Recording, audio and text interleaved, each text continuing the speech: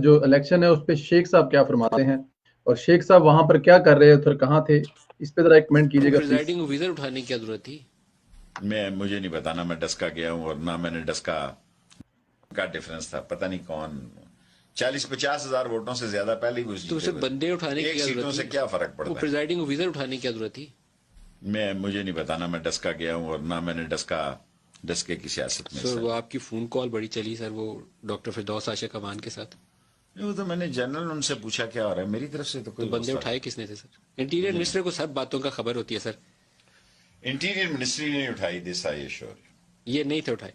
वो तो नून वाले तो सीधा सीधा इल्जाम आयद करते हैं। नहीं, मैं सच कह रहा हूँ, मैं झूठ बोलने पे कायल।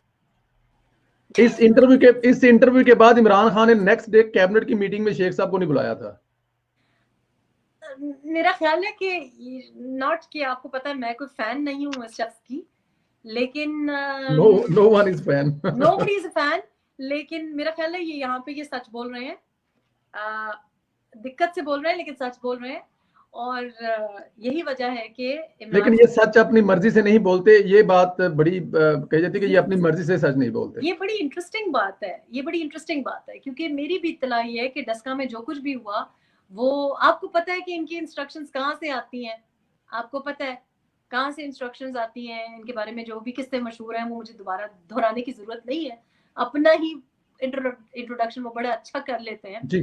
और ये भी हो सकता है कि आजकल इनके फोन कॉल्स भी शाहजेब खानजादा के शो पे भी कह रहे थे कि इनके फोन कॉल्स आजकल उठाते नहीं है, 3-4 फोन कॉल्स कर देते हैं, लेकिन आपने देखा कि इमरान खान ने फिर हाथ भी नहीं मिलाया हफ्ते के रोज।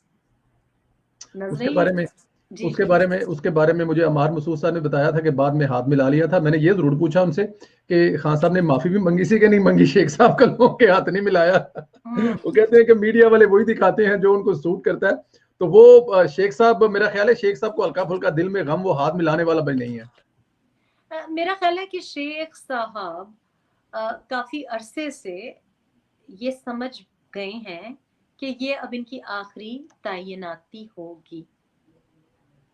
मैं लफ्ज तैनाती इस्तेमाल कर रही हूँ, अब इनकी ये आखिरी पोस्टिंग है शेख साहब की। जी और मेरा ख्याल है कि इमरान साहब की मर्जी से शायद इनको वजारत दाखिला ना मिली हो, और वजारत दाखिला में जो इनकी परफॉर्मेंस रही है मेरा ख्याल है इमरान साहब उससे भी खुश शायद नहीं हैं, और डस्का में भी शायद इन्होंने अपनी कोई परफॉर्मेंस के जौहर नहीं दिखाए।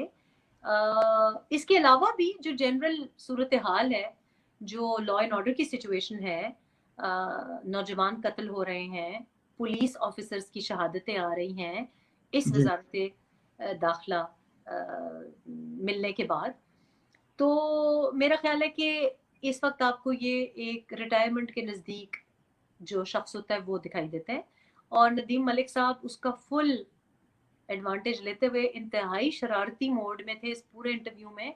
ये तो आपने फिर एक जरा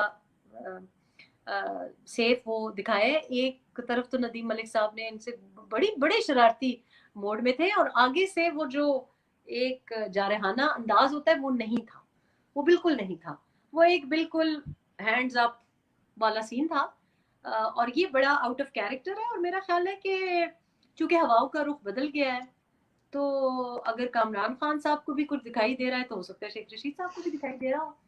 क्योंकि वो दिखाई देने वाला व्हाट्सएप एक ही नंबर से आता है, तो उसमें ग्रुप में ऐड होते हैं सारे।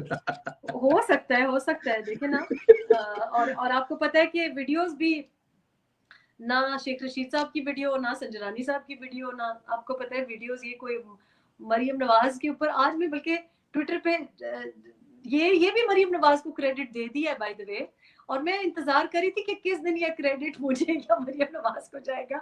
आज मैंने एक ट्वीट में पढ़ लिया कि मरियम नवाज की, खुदा का खौफ करे, मतलब खैर हम बहुत खुश हैं कि आप समझें कि ये हमारे उस पे हो रहा है, हम खुश हैं, हम ये इल्जाम लेने के लिए भी तैयार हैं, लेकिन आपको भी पता है वीडियोस कहाँ से आती हैं और किस किस के पास हो सकती हैं। तो शेख रशीद साहब की को खास अच्छी पब्लिसिटी नहीं चल रही पिछले कुछ अरसे से, जब से वजीर दाखिला वो बने हैं, और उनके बॉडी लैंग्वेज से साफ जाहिर है कि एक शिकस्त